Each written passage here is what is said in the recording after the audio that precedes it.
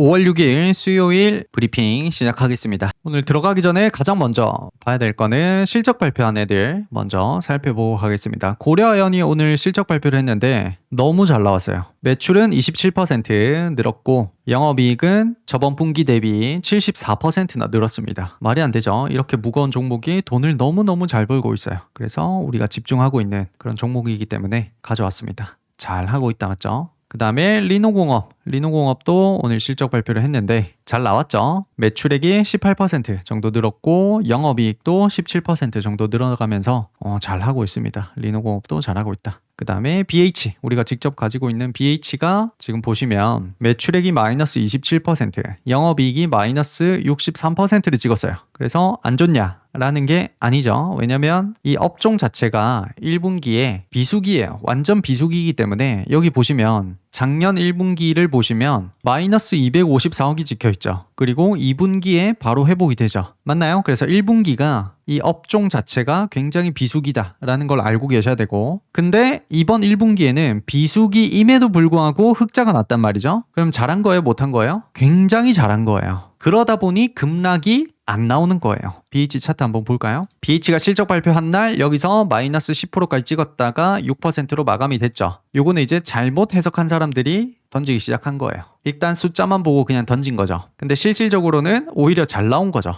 그러다 보니까 여기서 추가적인 급락이 안 나오는 거예요. 숫자만 보면 마이너스 20몇 프로 찍어도 할 말은 없죠. 근데 그렇게 하락이 안 나오는 이유가 다 있다. 그렇게 보시면 되겠습니다. 그래서 BH 같은 경우에는 애플 폴더블 관련해서 2분기, 3분기에는 잘하면 진짜 어닝 서프라이즈가 나올 수가 있을 것 같아요. 그래서 2분기, 3분기에 실적 발표하는 거 보면서 그때 급등이 나오면 매도를 하는 걸로 합시다. 우리는 지금 현재 플러스 100% 이상 수익이 나고 있기 때문에 뭐 걱정할 거 없죠. 그냥 기다리면 됩니다. 실적 발표 보고 나서 좀 놀라셨을 분들을 위해서 이렇게 가져왔습니다. 다음으로 넘어가면 오늘은 주식 캘린더는 생략을 하고 해외 지수로 먼저 넘어가면 나스닥이 어제 플러스 1.03%, S&P 500이 플러스 0.81%로 역대 신고가를 계속 경신을 하고 있습니다. 장이 너무너무 좋다 맞죠? 그 다음 코스피 오늘 진짜 많이 올랐죠? 플러스 6.4%대, 코스닥은 오늘 마이너스 0.2%대. 오늘 코스피는 되게 좋았는데 코스닥은 그냥 그랬죠. 오늘 코스피가 이렇게 좋은 거는 삼전, SK 하이닉스 두 종목 때문이죠. 반도체는 전체적으로 좋았는데 나머지 섹터는 막 엄청 좋다라는 느낌은 아니었죠. 그래서 지수가 올라도 반도체를 가지고 있지 않았다면 계좌에 크게 영향은 없었을 걸로 판단이 됩니다. 다음 주요 뉴스로 넘어가 보겠습니다. 첫 번째는 미국 이란 전쟁 관련된 뉴스입니다. 며칠 전에 미국이 프로젝트 프리덤을 개시를 했었죠. 프로젝트 프리덤이라는 거는 미국이 직접 호르무즈 해협에 갇혀있는 선박들을 호위를 하면서 빼내겠다라는 그런 프로젝트였죠. 그래서 그걸 하겠다라고 했는데 그걸 만약에 하게 되면 이란이랑 어느 정도 무력 충돌이 좀 있겠죠. 그래서 시장에서는 약간 우려가 좀 있었는데 오늘자로 갑자기 속보로 이란과 최종 합의를 향한 큰 진전이 있었다 라고 발표가 나왔습니다. 그러면서 프로젝트 프리덤은 잠시 중단을 하겠다라고 해서 시장이 약간 진정이 되는 듯한 느낌이었는데 지금 이 영상을 찍고 있는 와중에 또 찌라시 속보로 미국과 이란이 한 장짜리 합의문에 거의 근접했다라고 지금 나오기 시작하네요. 뭔가 급작스럽게 이뤄지고 있는 듯한 느낌입니다. 뭐 어떻게 될지 결과는 우리가 예상해봤자 의미가 없죠. 그냥 지켜봐야 됩니다. 어쨌든 지금 이게 찌라시로 끝나지는 않을 것 같아요. 뭔가 진짜 실체가 있는 듯한 느낌으로 지금 속보가 나오고 있기 때문에 일단 이 영상을 보고 나서도 여러분들이 네이버에 한번 쳐보세요. 어떻게 되는지. 다음 두 번째 소식은 오늘 삼성전자가 16%대, SK 하이닉스가 12%, 13%대 급등을 했습니다. 가지고 계신 분들은 너무너무 축하드립니다. 만약에 안 가지고 계신 분들은 나 삼성전자 없는데, 나 SK 하이닉스 없는데 하면서 지금 들어가면 지옥이에요. 반도체 미리미리 못하신 분들은 솔직히 끝났습니다. 늦었어요. 지금 탄다는 건 그냥 나 돈 안 벌라요 하는 거랑 같은 거라서 보내주세요. 내 실력이 없었구나라고 인정하고 보내주세요. 끝난 겁니다. 항상 개미들은 급등이 나오고 나서 뒤늦게 막 지금이라도 탈까? 지금이라 살까 하면서 이상한 고민을 하죠. 주식은 미리 사서 급등이 나오면 파는 게임이에요. 즉 미리 산 사람들은 지금 팔고 나온다는 거예요. 근데 고수들이 막 팔고 나올 때 내가 그거를 다 받아줄 필요가 없겠죠. 그래서 부러워하지 말고 들어갈 필요가 전혀 없습니다. 반도체 같은 섹터는 앞으로 계속 나올 거고 여러분들이 주식을 포기하지만 않는다면 돈을 벌 수 있는 섹터는 무궁무진하게 앞으로 몇십 년간, 100년간 계속 나올 겁니다. 그중에 좋은 기회를 1년에 딱 한 번만 잡아도 복리로 50% 100%만 쌓아나가도 부자 되고도 남습니다. 그래서 지금 반도체 안 사면 어떡하지? 할 필요가 없다. 됐죠? 그럼 주유총회는 가지고 있을까요? 오늘 우리 엄마가 전화 와가지고 아들 삼전으로 돈 많이 벌었겠네. 엄마는 우리 아들 믿어. 이제 전화 끊고 나서 엄마 미안해. 못난 아들이라서. 오늘 불효 자식들 많이 생기는 날이죠. 엄마 미안해. 다음은 유럽의 태양광 뉴스입니다. 유럽연합에서 중국산 태양광 인버터를 안 쓰겠다라고 발표를 했습니다. 인버터가 굉장히 중요한 설비인데 이게 다 지금 중국에서 생산이 되고 있죠. 그러다 보니까 나중에 이거 가지고 발목이 잡힐까봐 지금 선제적으로 뭔가 미리 대처를 하는 것 같아요. 그래서 한번 읽어보면 유럽연합이 발표하기로 EU 자금이 투입되는 에너지 사업에서 중국 등 고위험 국가에서 제작된 인버터 사용을 금지한다. 왜냐하면 고위험 국가가 인버터로 유럽 전력망을 공격할 가능성이 있다는 이유에서다. 그러면서 전 세계 공급의 80%를 중국이 지금 잡고 있다. 그래서 중국 거를 우리는 안 쓰겠다. 그렇게 되면 한국이나 일본, 미국, 스위스 등등 같은 다른 국가들의 수혜가 좀 될 수도 있겠다. 그런 식으로 이제 해석을 하면서 기사가 마무리되고 있습니다. 그러니까 이거를 보고 뭐 인버터 관련주를 사야 된다. 뭐 그런 것보다는 지금 태양광 업계 전체적으로 중국을 배제하려고 하는 움직임들이 많이 나타나고 있다. 이렇게 해석을 하시는 게 좋을 것 같아요. 그래서 우리나라 같은 경우에는 OCI 홀딩스 같은 기업들이 수혜를 크게 받을 수 있는 그런 상황이 된 거죠. 그래서 이 기사는 태양광 인버터 얘기이긴 하지만 그걸 좀 더 확장해서 미국이나 유럽이 중국 태양광 소재나 장비 쪽을 배제하는 그런 전략을 계속 쓴다면 우리나라 태양광 업계들에게 좀 수혜가 될 수도 있겠다. 이렇게 해석하고 계시면 될 것 같습니다. 다음은 핵심 광물 뉴스입니다. 한국이 글로벌 국가들의 핵심 광물 무기화에 있어서 영향을 가장 많이 받는 국가로 조사가 됐다고 합니다. 쉽게 말하면 강대국들이 핵심 광물을 잠궜을 때 골로 가는 1순위가 한국이라는 거죠. 문제는 뭐냐면 이 핵심 광물이나 핵심 원자재 같은 그런 생산들의 대부분을 중국이 꽉 잡고 있다는 거죠. 미국, 중국의 갈등이 좀 강하게 일어나면 솔직히 우리나라는 미국 편이잖아요. 그렇게 되면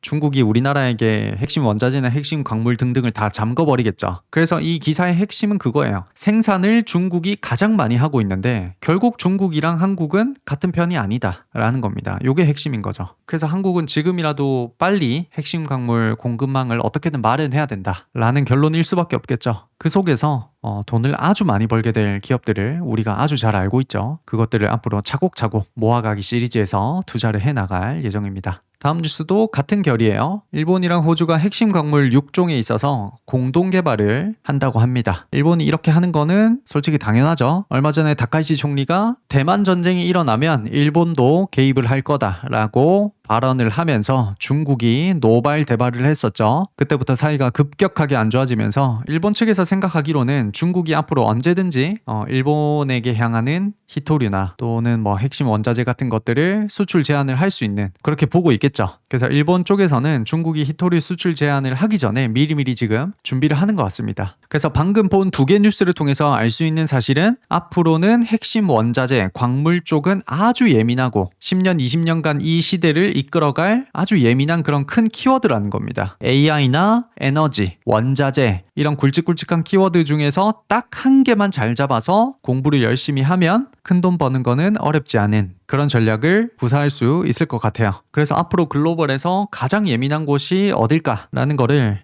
매일 이렇게 뉴스를 보면서 체크만 해놔도 돈 버는 데는 뭐 지장 없다. 이렇게 보시면 되겠습니다. 다음 5번째 뉴스는 대미투자 1호가 드디어 결정이 되는 것 같습니다. 저번 미국 관세 이슈 이후로 우리나라가 강제적으로 미국에 투자를 해야 되는 그 약속을 했었죠. 그런 상황이 돼버렸는데 그 대미투자 1호가 드디어 LNG 터미널 건설로 확정이 되는 것 같습니다. LNG 터미널은 별게 아니고 LNG를 수출하기 위한 정거장이라고 보시면 돼요. 우리가 배 타러 가려면 항구를 가야 되죠. 비행기 타러 가려면 공항을 가야 되죠. 그런 것처럼 LNG도 수출과 수입을 하려면 정거장이 있어야 돼요. 거기서 LNG 선들이 다 모여가지고 LNG를 받아가기도 하고 또 내려주기도 하고 그렇게 하는 거죠. 그 터미널을 건설하는 게 대미투자 1호가 되었다는 겁니다. 사실 뭐 우리는 알고 있었죠. 원전 아니면 LNG 쪽이라는 거. LNG가 왜 1호가 됐는지는 너무 쉽게 추측할 수 있죠. 미국이 LNG 수출을 더 많이 하고 싶기 때문이죠. 그쪽으로 밀어주고 있죠. 미국 자체적으로. 그래서 크게 보면 결국 미국은 에너지 장사를 더 크게 하고 싶다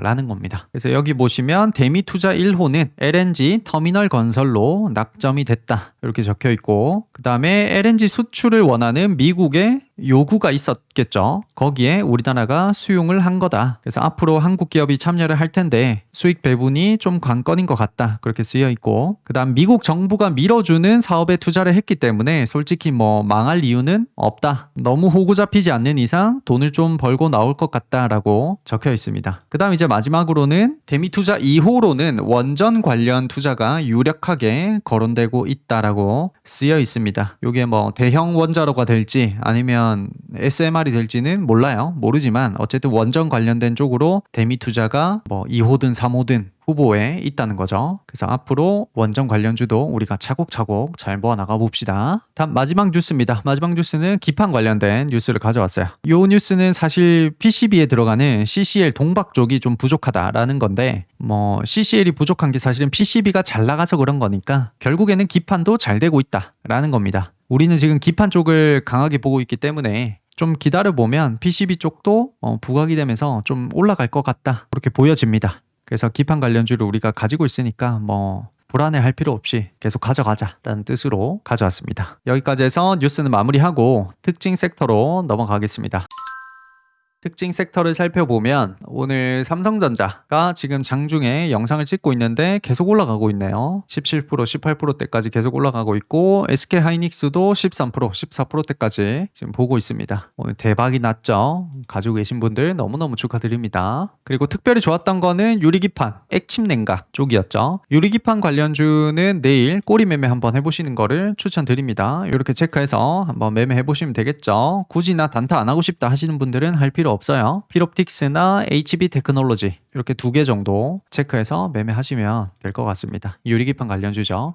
그리고 액침냉각 관련주는 오늘 워트가 강했죠. 워트가 아침부터 상한가에 바로 들어가면서 가장 강했는데 일단 하진 않을게요. 유리기판 쪽이 조금 더 좋아 보입니다. 그래서 반도체 쪽은 오늘 3%에서 4% 정도 다 올라간 것 같아요. SK하이닉스나 삼성전자가 이렇게 좋은데 다른 반도체들이 쉴 필요는 없죠. 그렇고 그 다음 2차 전지 쪽도 에코프로 쪽이 조금 살짝 올라왔고 나머지 것들은 다 쉬는 것 같았어요. 포스코 퓨처엠도 좀 많이 올랐네요. 그 다음에 조선 관련주들은 오늘 다 쉬었어요. 하나오션, HJ중공업, HD현대중공업, HD한국조선해양, 삼성중공업 등등 오늘 플러스 난 게 거의 없네요. 다 쉬었다고 보면 되겠습니다. 다음 원전 쪽에서도 뭐 삼성물산이 오늘 19%, 20% 정도 갔는데 얘 말고는 뭐 거의 다 쉬었다고 봐야 되겠죠. 그렇고 전력기기 쪽에서는 여전히 올라가고 있어요. LS 일렉트릭이 오늘 10%대, HD 현대일렉트릭도 오늘 7, 8%대, 효성중공업도 오늘 10%, 9%대 올라가고 LS가 오늘 윗골이 이제 많이 달았고 대한전선, 가온전선 등등 계속 올라가고 있는데 이제 정리를 차곡차곡 계속 하시라고 말씀을 드렸어요. 여기서 슈팅이 계속 나올 거를 너무 많이 기대하지 말고 이제는 오를 만큼 오른 것 같아서 각도가 다르죠. 각도가 여기서 올라가는 각도와 여기서 올라가는 각도가 다르죠.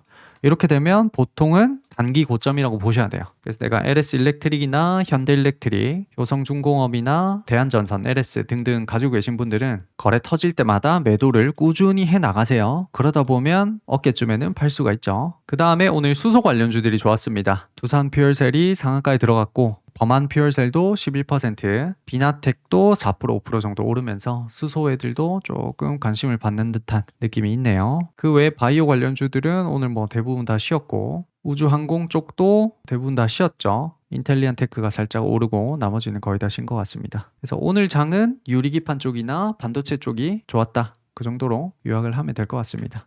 여기까지 브리핑은 마무리하고 반도체 가치 이야기 계좌 현황으로 넘어가도록 하겠습니다. 감사합니다.